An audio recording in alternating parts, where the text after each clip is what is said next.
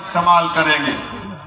मगर हमारा मसला क्या है कि मेरा भाषण हो जाता है, मेरी तकरीर हो जाती है, उसके 2-3 दिन के बाद जो बड़े लोग हैं जिनके मफादात बड़े बड़े पार्टियों से वाबस्ता हैं, वो खामोश तौर से मुहिम चलाते हैं। बोला तो अच्छा ओवैसी, बोलता तो बहुत अच्छा है, सच्चाई को भी बयान करता, मगर वो हैदराबाद है, ये राजस्थान है, यहाँ पर हमको हालात को देखकर फैसला करना पड़ेगा।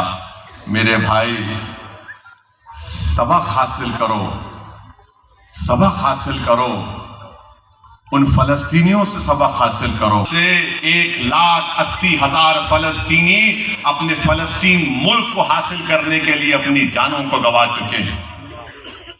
1,80,000, 15 दिन में 10,000 लोग अपनी जानों को कुर्बान के लिए डरते हैं।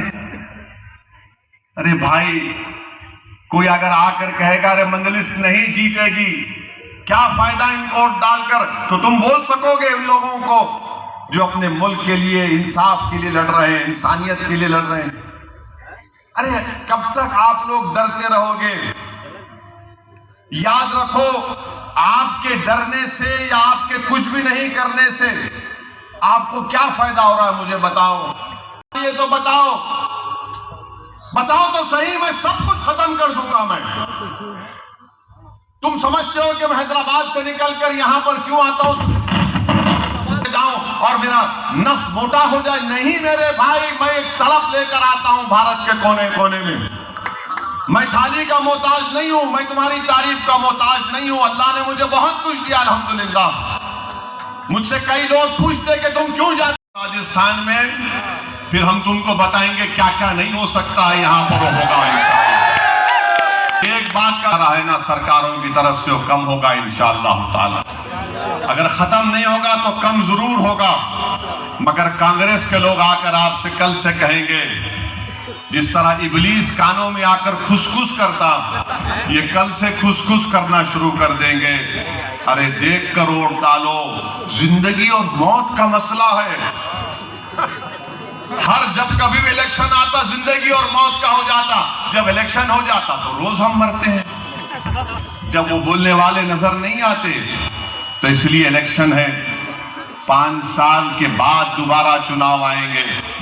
यकीनन मैं आपसे खुलकर कह रहा हूं कि राजस्थान में बीजेपी की सरकार नहीं बननी चाहिए इंशाअल्लाह ताला। नहीं बननी चाहिए बीजेपी की सरकार। उसको रोकने के लिए हर काम जमहूरी तरीके से आप कर सकते हैं तो करिए, मगर एक बात का तो याद रखिए कि आपकी पार्टी भी तो है यहां पर,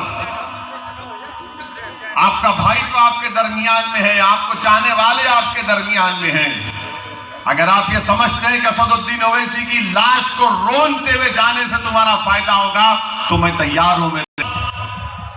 अगर मेरी लाश को रोनने से तुम्हारी नाइंसाफी का खात्मा होता है तो ले लो भाई, मैं तैयार हूं।